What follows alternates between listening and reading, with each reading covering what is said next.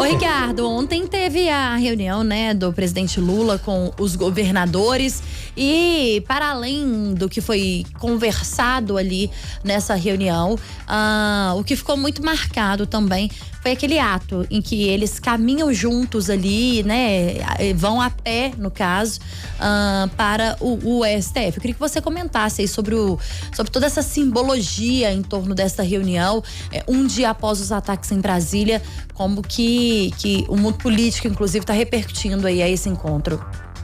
Pois é, o Lula, como um político experiente, né, soube aproveitar bem, do ponto de vista dele, né, da imagem dele, esse episódio todo, né, porque ele se mostrou ali alguém que conversa com todos, que reuniu todos, que mostra uma posição de estadista, descendo todo mundo a rampa, atravessando a Praça dos Três Poderes para ir no Supremo Tribunal Federal, né, transformou aquilo num grande evento, né, num grande acontecimento que acabou sendo positivo para a imagem dele, né. Essa foi a estratégia dele utilizada, o que fez com que essas manifestações que eram contrárias a ele, né, por ter descambado ali em vandalismo, em terrorismo, acabaram se transformando em um ativo político dele, né, principalmente na relação com o judiciário, né, porque ele exaltou bastante o Supremo Tribunal Federal, conversou com os ministros do Supremo, né? Aproximou o executivo do Supremo, que era uma necessidade, um desafio, né? do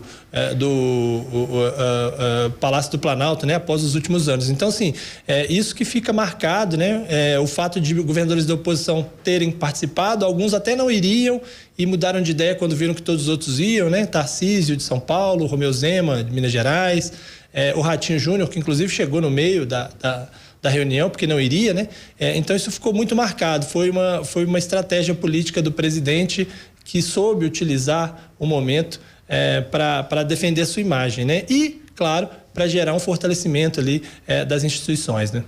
Ô, Ricardo, e acho que há um aspecto claro, a gente vai olhar pela simbologia, precisa aguardar também o factual, né, digamos assim, o que os governadores de estado farão, se uma vez convocados a ajudar com a sessão de policiais militares, se outras medidas de tentar conter eventos que possam surgir direcionados à mesma maneira desses acampamentos que aconteciam nos seus estados, mas do ponto de vista da imagem que fica aquela caminhada e a reunião, após a reunião, há pelo menos um discurso e uma imagem que parece sugerir que todo mundo está num discurso uníssono de combate a tudo aquilo que foi visto no domingo, pelo menos no discurso.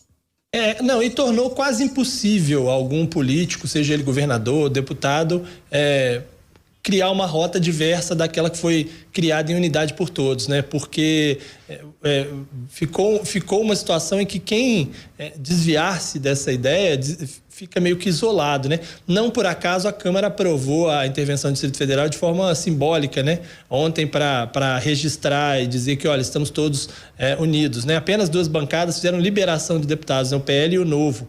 Mesmo assim, não votaram contra, apenas fizeram a liberação, né? E depois houve a votação simbólica.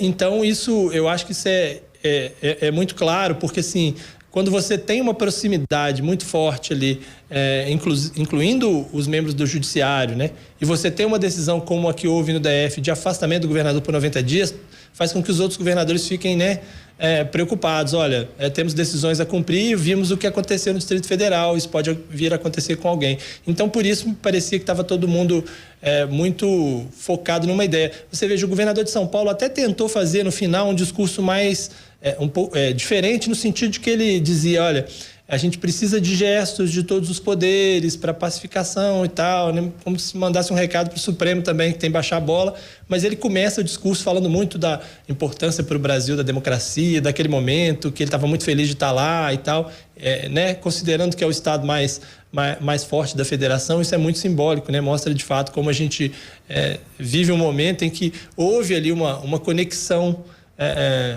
que O Senado provavelmente vai confirmar com as aprovações nos próximos dias, né? E ficou muito difícil para algum político fazer uma via diversa, né? Acho que, inclusive, politicamente se enfraqueceu muito a ideia do bolsonarismo a partir desses atos do fim de semana. Por falar em enfraquecimento, Ricardo, qual a sua avaliação sobre a postura adotada por Augusto Aras?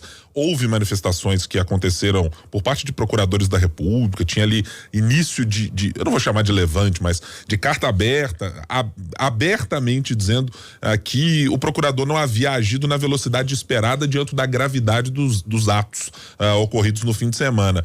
Ele sai chamuscado dessa história, ao contrário dos governadores? Olha, eu acho que o próprio discurso do Aras ontem na reunião, né, deixa claro o quanto ele está pressionado e o quanto ele está sendo questionado, né? Porque ele passou o discurso inteiro tentando se defender, né? Ele começa dizendo: tem 2 anos que nós estamos fazendo isso, a gente nunca dormiu. Quer dizer, ninguém fez aquilo ali. Nem Lula fez, nem os governadores que falaram, nem a ministra do Supremo Tribunal Federal. Ninguém precisou sair em sua própria defesa, né? Apenas Aras, né? E o olhar de constrangimento de todos durante a fala de Aras foi muito visível, né? A gente vai vendo as caras do Alckmin, o Lula com a mão no rosto, os ministros do Supremo olhando meio assim com uma cara meio chocados, assim. Foi de fato o momento de maior constrangimento na reunião. O Aras tentando defender a sua atuação e respondendo coisas que não estava sendo perguntado para tentar de alguma forma melhorar a sua imagem. Ele estava visivelmente nervoso desde o início de sua fala. Foi um momento marcante da reunião e acho que assim ele é considerado um procurador que foi leniente, apesar dos argumentos dele de que investiu pesado aí sobre os atos, mas que foi leniente com as autoridades, com aqueles que estavam sob o comando da PGR, ainda que tenha havido vários pedidos de prisão de pessoas que estão embaixo da cadeia de organização dos atos e que foram feitos pela PGR.